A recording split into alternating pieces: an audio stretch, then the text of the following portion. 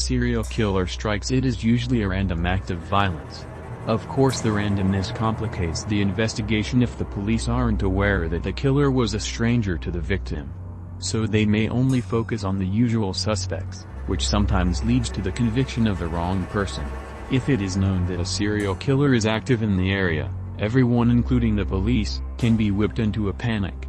Then an innocent person can be convicted because the authorities are desperate to close the case. It is especially tragic that these serial killers not only murdered dozens of people but also stole years of freedom from the individuals who were wrongly convicted for the crimes the killers committed. Benjamin Miller. In 1967, the bodies of black prostitutes started turning up beside the Merritt Parkway near Stamford, Connecticut. By 1971, 5 of them had been found. All the victims had been strangled to death with their own brass. Lead investigator George Meyer only had one suspect, Benjamin Miller. However, there was no evidence connecting Miller to any of the murders. Miller was an postal worker and a schizophrenic. He was known around the rougher parts of Stamford as a self-proclaimed preacher who waved his Bible at prostitutes, while yelling at them. However, Miller wasn't that committed to anti-prostitution, because he had paid for the company of a prostitute, on at least one occasion. Without any physical evidence, Meyer decided to interrogate Miller. Then he was sent to a psychiatric hospital where he worked with a doctor. During his hospital stay, Miller, who was delusional, admitted that he had killed the women. As a result, he was charged with their murders. 4 months later, Robert Lupinacci, a man known to patronize black sex workers, was arrested after trying to strangle a prostitute near the Parkway. But there was more evidence than his attempt at a similar crime in the same area where the Bra murders had taken place. Lupinacci's car had been seen near the murder scenes and the places frequented by the victims. Inside his car, the police found hair from black women. Probably the most damning piece of evidence found in Lupinacci's car was a deck of pornographic playing cards. A year earlier, police had found a card from a pornographic deck near one of the bodies. Lupinacci's deck was missing a similar Queen of Hearts. This did nothing to change the mind of Meyer or the district attorney. Miller pleaded not guilty due to insanity, and he was institutionalized for committing 3 murders. 2 of the 5 original murder counts were dropped as part of a plea bargain. 10 years later, an attorney caught wind of the story. Over the next 7 years, he argued in court that Miller was not the actual killer. In 1988, after spending 16 years in a psychiatric hospital for a crime he had not committed, Miller was granted a second trial. The charges against him were dismissed, essentially making him a free man. However, years of institutionalization had rendered him incapable of living on the outside and he voluntarily committed himself. He died in February 2010. Lupinacci was never charged in the Bra murders and always denied committing them. He said that the assault for which he served 3 years was the only crime he had ever committed. Lupinacci never had another run-in with the police.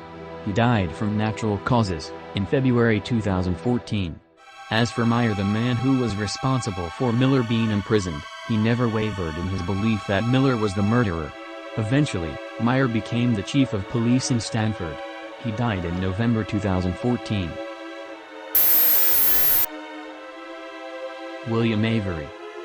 On February 17, 1998, the body of 39-year-old Marietta Griffin was found in a pile of garbage in a garage in Milwaukee, Wisconsin. Griffin, who worked in the sex trade, had been strangled to death. As the police investigated the murder, they connected Griffin to a crack house that was operated by William Avery. When Avery heard that the police were looking for him, he voluntarily went in to be interviewed. According to an affidavit, Avery said during the interview that Griffin had been at the crack house earlier and that he remembered grabbing her, but then he blacked out. However, Avery later said that this was a false statement. The police ended up arresting Avery and his partner in the drug business. There was no evidence tying Avery to the murder, so he was slapped with drug charges. After being convicted, he was sentenced to 10 years in prison in 1998.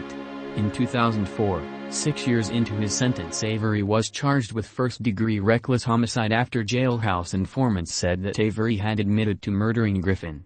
He was found guilty and sentenced to 40 years in prison. Although the DNA from the Griffin murder had been inputted into the CODIS system, a match to the DNA of the real killer, who was in jail, didn't appear when it should have. In 2001, the crafty killer Walter Ellis had convinced another inmate to submit his DNA in place of Ellis's sample for the database. Apparently state officials knew that Ellis hadn't submitted his DNA, but they did nothing about it. 9 years later, in 2010, Ellis had finally submitted his DNA. It matched the DNA pulled from the murders of 7 women.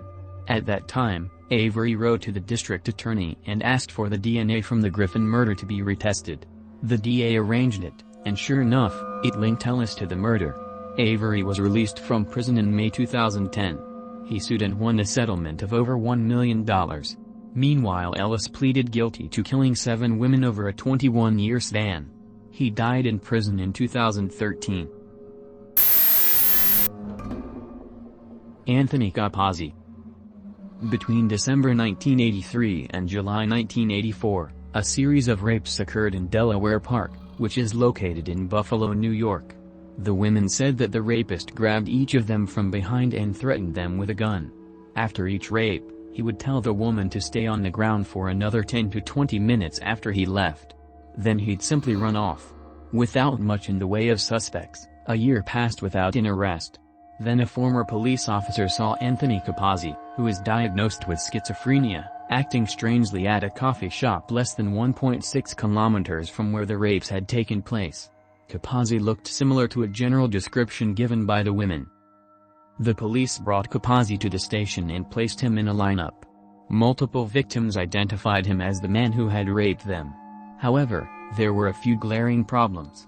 3 of the women described the man as being between 68 to 73 kilograms and athletic, but Cappazzi weighed 100 kilograms and never exercised.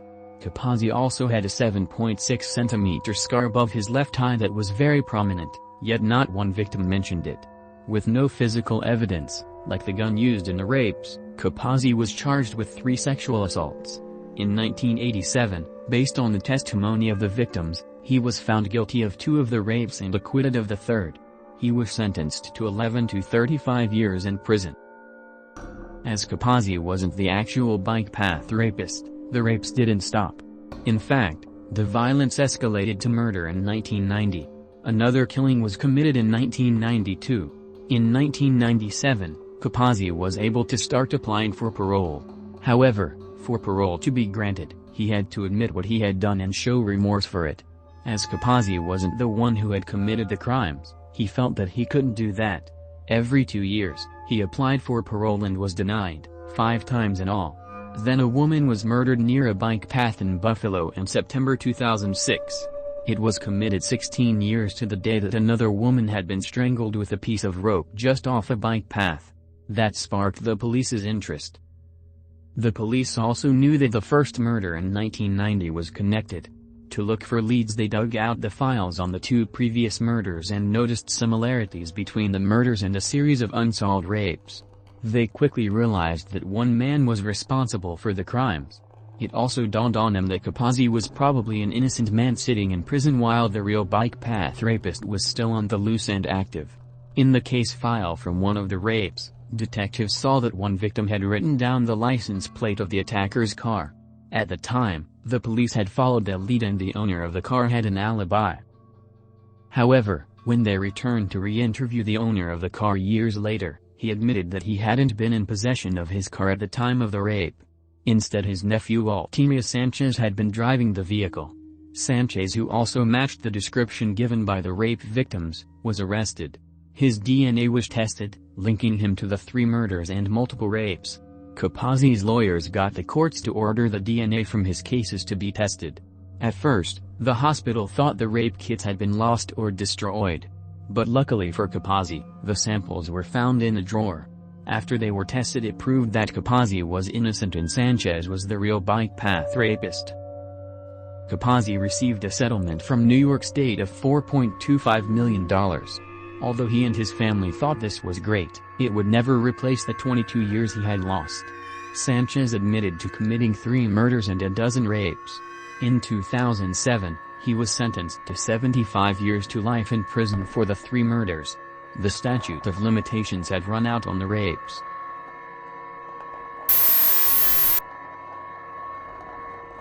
Jerry Frank Townsend. Between 1973 and 1979, several African American women were found murdered in Broward and Miami-Dade counties in Florida. One was a 13-year-old girl named Sonia Marion, who was found raped and beaten to death. The police believed that the killer was Jerry Frank Townsend, a carnival worker who had an IQ of 50. They interviewed him, and he confessed to 23 murders across the country. Townsend was found guilty of 1 rape and 6 murders but not the killing of Sonia Marion.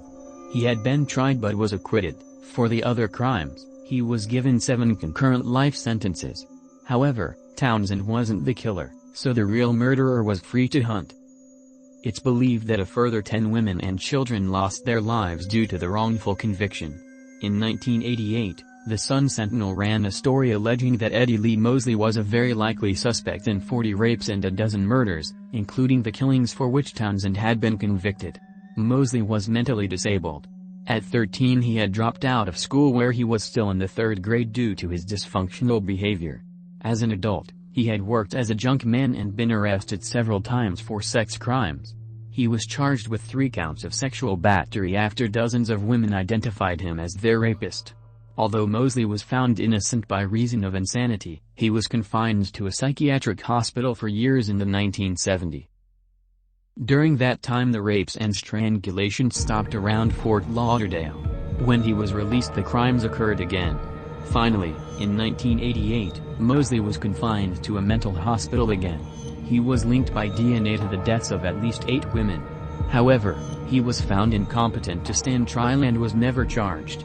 Despite all of this, the DNA evidence from the supposed Townsend murders wasn't tested until 2001, when a cold case investigator was looking into the unsolved murder of 13-year-old Sonia Marion. At that time, Mosley was connected to 2 murders for which Townsend had been imprisoned. This made the accuracy of Townsend's confessions and 4 other murders highly suspect. With this new DNA evidence and the questions raised about the reliability of his confessions, Townsend was freed after spending 22 years in prison. He received a settlement of $4.2 million from Broward County and the city of Miami. It is believed that Mosley committed 41 rapes and 17 murders between 1973 and 1987. In May 2020, Mosley died in a Florida hospital at age 73.